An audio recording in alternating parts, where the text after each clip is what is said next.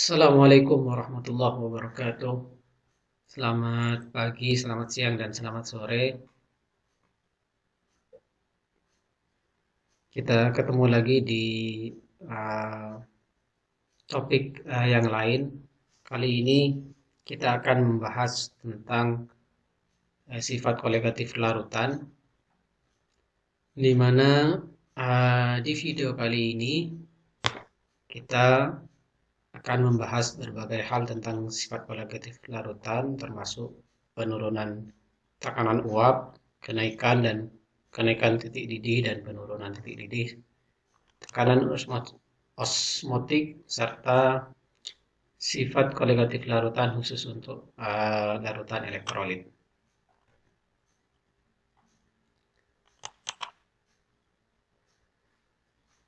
Sifat kolektif larutan itu ditentukan oleh jumlah zat yang terlarut atau konsentrasi partikel yang terlarut. Jadi uh, akan berbeda untuk larutan elektrolit dan non elektrolit. Kenapa?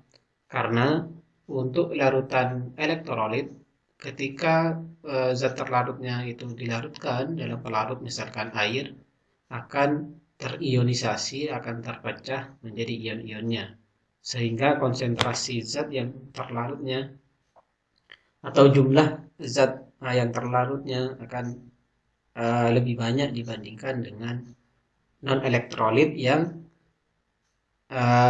dia tidak terurai ketika dilarutkan.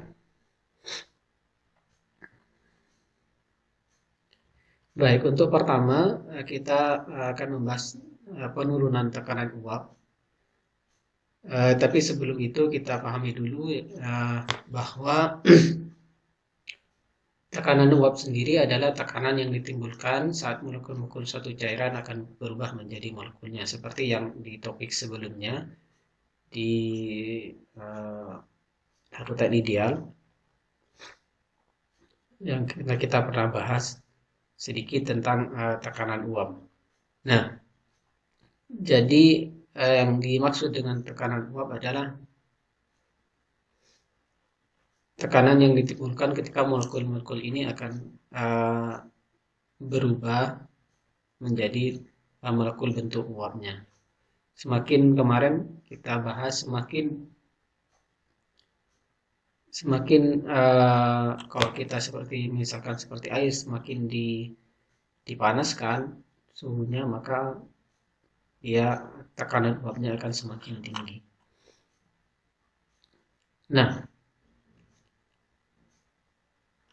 kita bahas kembali tentang hukum Raoult. Kemarin kita sudah bahas ini, namun hari ini kita akan hubungkan dengan penurunan tekanan uap dari suatu larutan. Bahwa kemarin kita tahu bahwa tekanan uap suatu komponen A sama dengan fraksi mol dikali dengan tekanan uap komponen murninya. Maka jika zat terlarutnya misalkan dia sukar menguap, artinya dia tidak berubah dalam bentuk molekul uapnya, maka kita bisa asumsikan bahwa tekanan uap dari larutan itu akan sama dengan pelarutnya, karena tidak memberikan perubahan tekanan uap kalau zat terlarutnya tidak menguap. Sehingga P larutan itu akan sama dengan fraksi mol larutan dikali dengan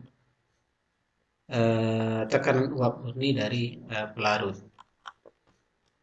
Maka kita bisa peroleh persamaan tekanan uap dari larutan itu sama dengan tekanan uap dari pelarut dikali dengan fraksi mol dari pelarut sama tekanan uap murni dari pelarut.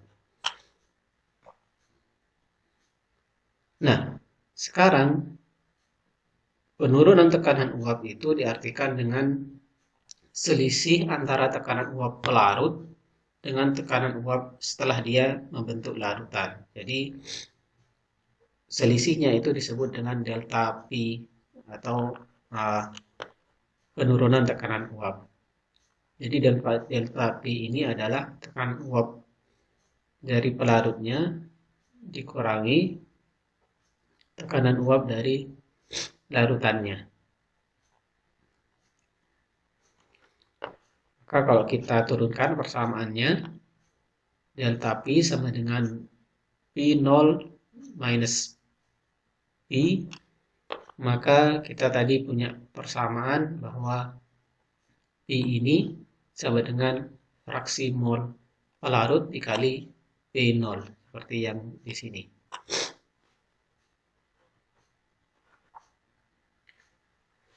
Sehingga X pelarut ini bisa kita substitusi dengan persamaan ini bahwa fraksi mol pelarut ditambah fraksi mol terlarut itu sama dengan 1.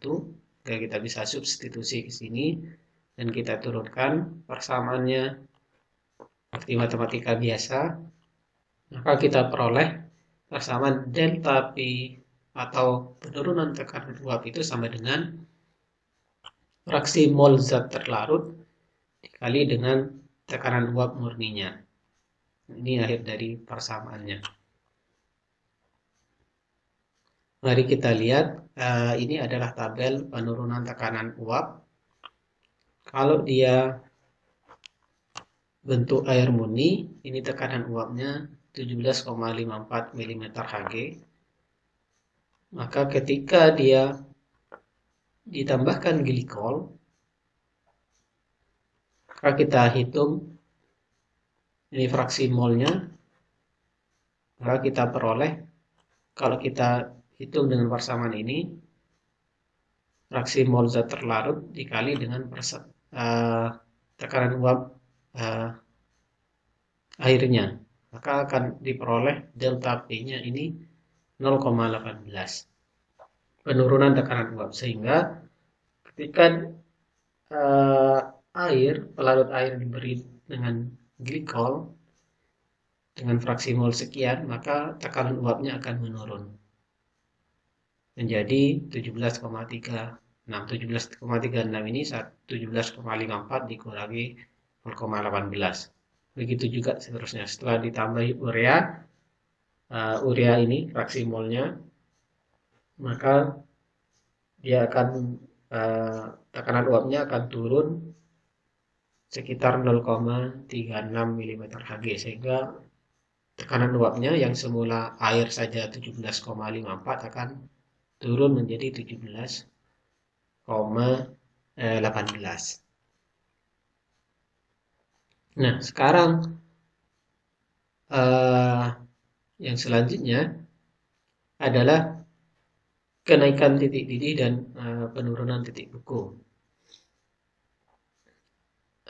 Yang disebut dengan kenaikan titik didih adalah selisih antara titik didih larutan dengan titik didih pelarutnya. Jadi delta ini TB adalah boiling point, delta TB ini adalah selisih antara titik beku titik didih dari larutan dikurangi dengan titik didih pelarut murninya. Sedangkan untuk penurunan titik bekunya, maka delta TF ini freezing, maka titik beku larut murninya dikurangi dengan titik beku dari larutan. Kita lihat. Nah, hubungan konsentrasi dengan titik didih dan titik beku, maka delta TB itu sama dengan KB ini adalah tetapan kenaikan titik didih, sedangkan KF tetapan penurunan titik beku dalam bentuk molal dikali dengan molalitas. Ingat, ini molalitas bukan molar, jadi dalam bentuk molal konsentrasinya.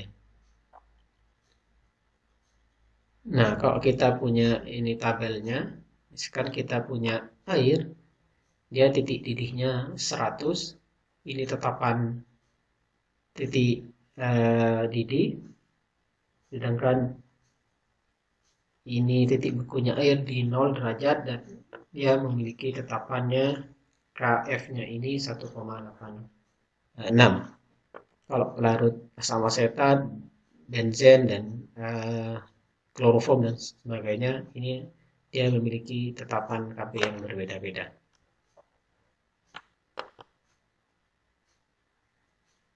Nah, ini adalah diagram fasa antara perubahan zat dari padat, cair, dan gas. Nah, di mana garis ini adalah garis titik didih. Kalau misalkan kita punya air, misalkan di sini, ini titik bekunya di 0 derajat Celcius. Kalau kita misalkan punya air, kita panaskan dengan tekanan tetap 760 mm Hg. Kalau kita punya air, terus kita panaskan, maka di saat melebihi 100 derajat Celcius dia akan menguap. Tapi kalau misalkan kita punya air, kita panaskan hanya misalkan di sini misalkan 50 derajat Celcius, dia juga akan bisa menguap menjadi gas asal dia tekanannya diturunkan seperti ini. Jadi ini adalah diagram 3 fase. Dia akan menjadi gas. Sama juga misalkan kalau kita punya air dengan tekanan tetap, maka di bawah 0 derajat dia akan menjadi bentuk padatnya, menjadi es. Sama juga yang lainnya. Nah, sekarang ini adalah hubungan pelarut murni dengan larutannya. Ini misalkan tadi diagram fase air. Kalau air itu kita dikasih zat terlarut, maka diagramnya akan berubah seperti ini. Di mana titik didihnya akan menjadi lebih besar, sedangkan titik bekunya akan menurun. Nah, perbedaan ini disebut dengan delta TB, kenaikan titik didih, dan ini adalah delta TF, penurunan titik beku. Yang semula misalkan air dia didih, dia beku di 0 derajat, maka ketika menjadi larutan, titik bekunya akan lebih kecil, ada turun. Begitu juga sebaliknya. Yang semula titik didihnya air adalah 100, maka ketika dalam bentuk larutan dia akan berubah, akan naik di atas dari 100.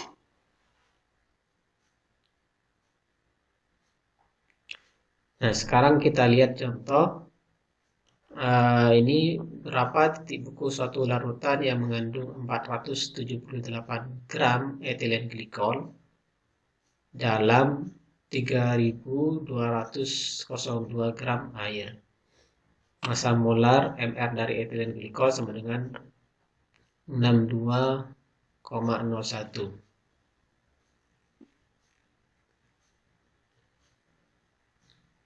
Nah, kita punya persamaan delta TF sama dengan konstanta KF dari air dikali dengan molalitas. KF dari air kita tahu 1,86 derajat Celcius per molal.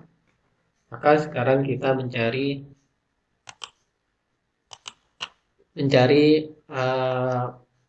molalitasnya. Molalitas kita tahu bahwa mol zat terlarut dibagi dengan massa pelarutnya dalam kilogram. Sehingga mol sendiri ini adalah gram per mr.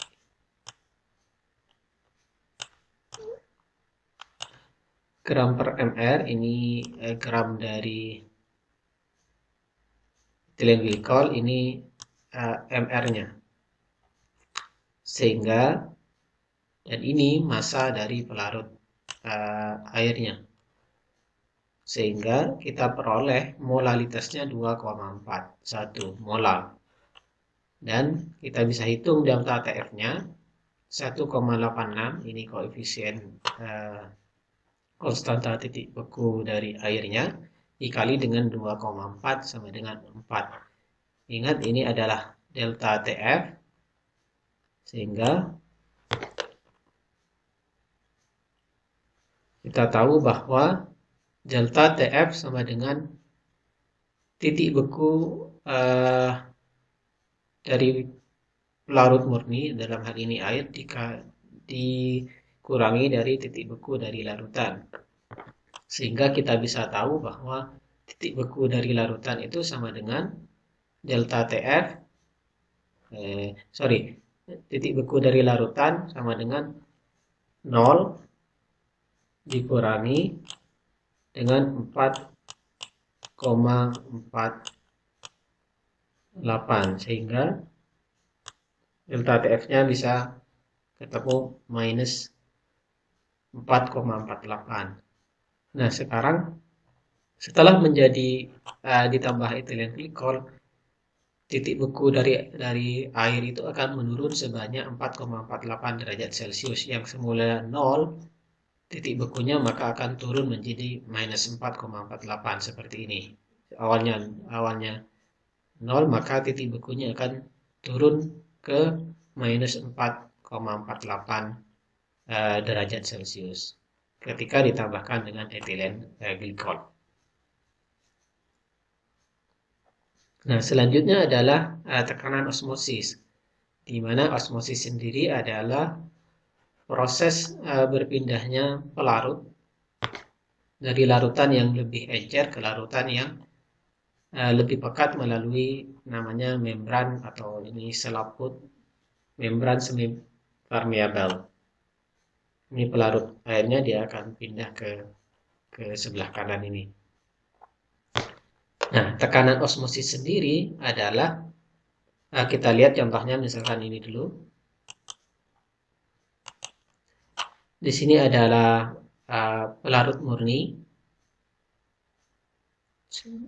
dan ini di tengah-tengah adalah membran semi permeabel. Maka pelarut murninya dia akan pindah melalui membran ini dari konsentrasi yang lebih encer ke konsentrasi yang lebih tinggi, lebih pekat. Sehingga kalau tekanannya dia pindah ke sini, maka ini yang semula sejajar di sini dia akan naik seperti ini karena banyak molekulnya yang pindah ke sini.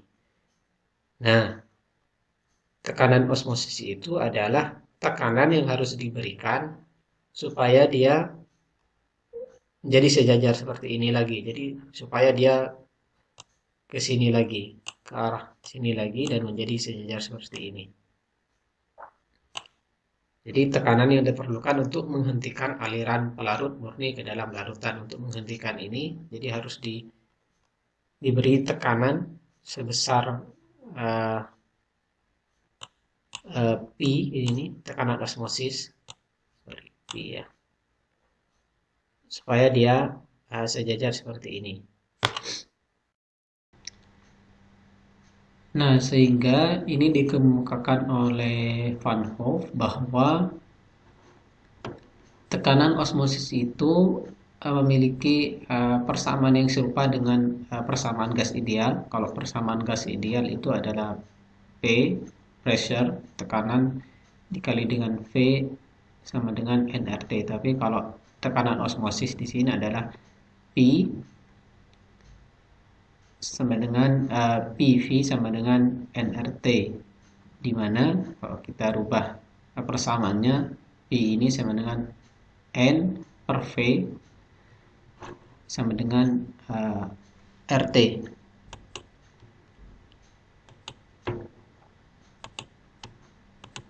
Nah, sedangkan N ini sama dengan molar. N ini adalah mol per volume dalam liter, jadi sama dengan molar. R ini adalah tetapan absolut dari gas, nilainya ini 0,08205 liter atm, mol minus 1, dan Kelvin dalam bentuk Kelvin. Sedangkan T adalah suhunya dalam bentuk Kelvin ya, bukan Celsius. Sehingga kita bisa mendapatkan persamaan tekanan osmosis sama dengan MRT. Contohnya misalkan ini seorang dokter meneliti sejenis hemoglobin dengan melarutkan 24 gram protein dalam suatu air pada suhu 5 derajat Celcius, sehingga terbentuk larutannya adalah 1,5 liter.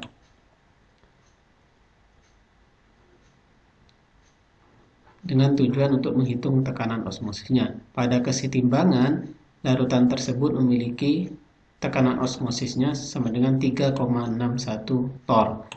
Berapakah massa molar hemoglobin tersebut? Kita lihat petunjuknya ini adalah kita memiliki data tekanan osmosis P, R-nya kita tahu, T-nya 5,5 derajat Celcius.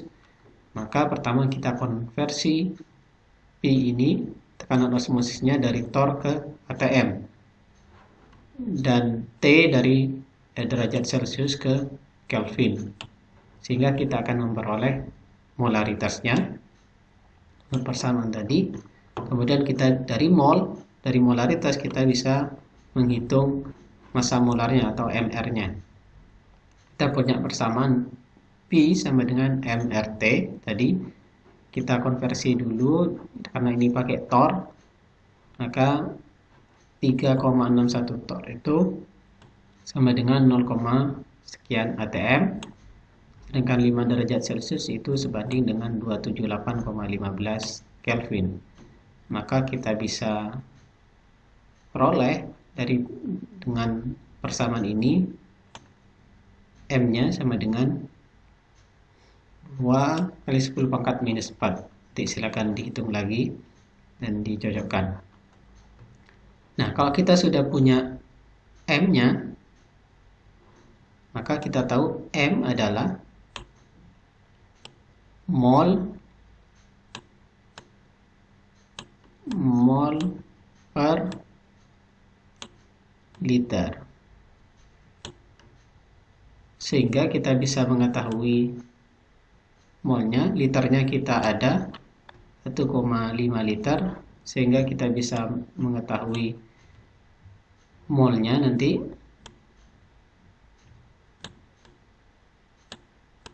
mol. Setelah kita tahu molnya, maka kita bisa tahu dari persamaan mol bahwa mol itu sama dengan gram per mr, sehingga kita bisa menghitung mr-nya. Nanti silakan dihitung lagi dan dicocokkan. Barangkali saya keliru menghitungnya.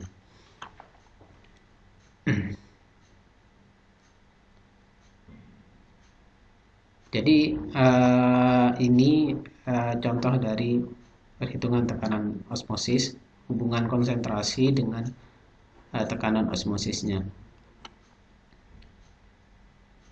Nah, contoh-contoh yang tadi, mulai dari awal dari penurunan tekanan uap dan segala macam, itu berlaku hanya untuk larutan non-elektrolit. Kita tahu di awal tadi kita bahas bahwa larutan elektrolit itu akan berbeda dengan larutan non-elektrolit.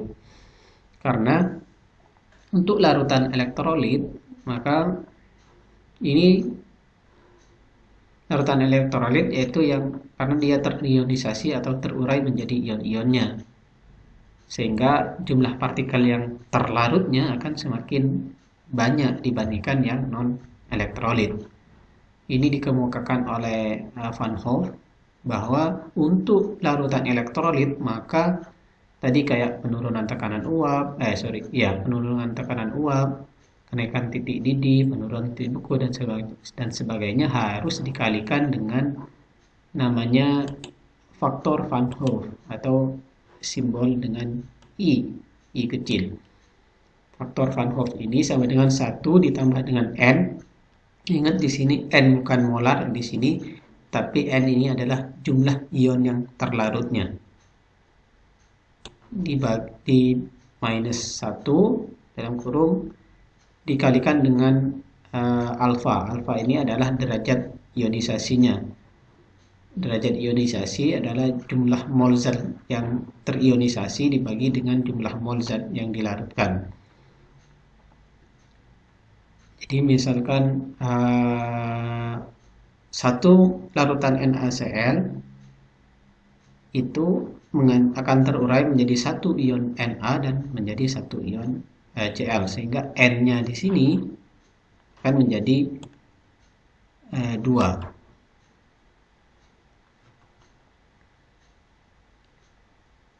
Nah, sehingga tadi persamaan-persamaan tadi seperti kenaikan titik didih, penurunan titik beku, tekanan osmosis, itu dikalikan lagi dengan faktor Van Hoff-nya ini, dikali dengan I. Nah, khusus untuk tekanan uap, penambahan jumlah partikel pada fraksi mol larutnya dikalikan di perhitungan fraksi mol ini, khusus untuk penurunan tekanan uap. Jadi fraksi mol nih beda kalau menghitung fraksi mol pelarut dan terlarutnya. Ini fraksi mol sama dengan mol zat terlarut dikali dengan faktor Van Hoff dibagi dengan mol pelarut ditambah mol zat terlarut dikali faktor Van Hoff. Kalau di sini kalau pelarut hanya yang di bawah yang ditekan dengan faktor Van Hoff.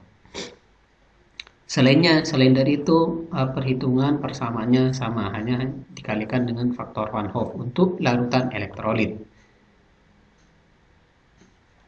Nah, kita tahu sebelumnya bahwa di video sebelumnya atau di topik sebelumnya bahwa larutan elektrolit itu ada yang kuat, ada yang lemah, dan ada yang non-elektrolit. Nah, pengertiannya kalau dia elektrolit kuat, asumsinya maka semua ion misalkan NaCl, semua garam NaCl itu akan terionisasi sempurna, akan terurai sempurna menjadi Na+ dan Cl-, sehingga derajat ionisasinya itu sama dengan 1. Tapi kalau non-elektrolit dia tidak terurai, itu derajat ionisasinya sama dengan 0. Sedangkan di antara itu atau elektrolit lemah, maka derajat ionisasinya itu antara 0 dan lebih kecil dari 1. Asumsinya kalau misalkan kita punya larutan elektrolit kuat, maka kita bisa derajat ionisasinya ini sama dengan kita bisa ganti dengan 1 di sini.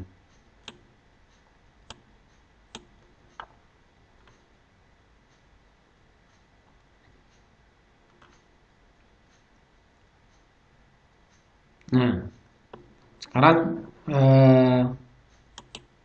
jumlah N-nya, misalkan kita punya larutan KCl, maka jumlah ion yang terlarutnya ini ada 2, 1 ini K+1 sama Cl-1, sehingga jumlah N-nya sama dengan 2. Kalau kita punya MgOH 2 kali, maka Mg ini 2 plus dan 2 OH minus, sehingga 2 plus ditambah 1 minus sama dengan 3. Dengan FeCl3 ini 3 plus, Fe3 plus ditambah dengan Cl1 minus, sehingga N-nya ini menjadi 4.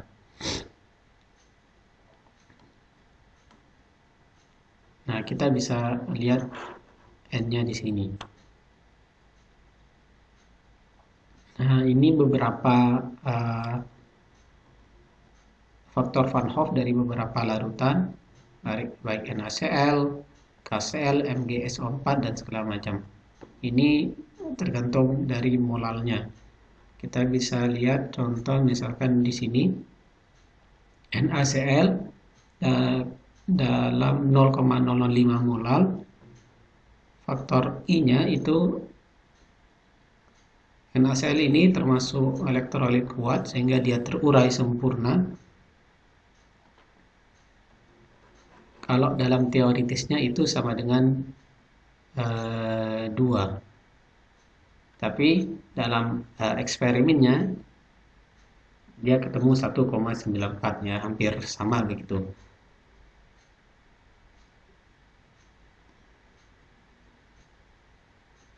Nah, kenapa 2 tadi NaCl? Kalau kita lihat di sini faktor Van Hoff-nya I sama dengan 1 ditambah misalkan N-nya NaCl tadi kalau terurai sempurna 2 minus 1, N-nya 2 karena menjadi Na plus dan Cl minus, dan karena dia elektrolit kuat maka derajat ionisasinya 1, sehingga secara teori dia akan ketemu faktor Van Hoff-nya 2. Jadi seperti itu. Itu juga dengan yang lain. HCl juga, HCl ini plus ya, K2SO4, H2SO4 dan sebagainya. Jadi ini secara teoritis dan ini secara eksperimen. Saya kira seperti itu untuk topik kali ini. Kita sudah membahas penurunan tekanan uap, kenaikan titik didih, penurunan titik beku, tekanan osmosis, dan sekarang sifat koligatif larutan khusus untuk larutan elektrolit. Saya kira cukup. Mudah-mudahan bermanfaat. Saya tutup. Assalamualaikum warahmatullahi wabarakatuh.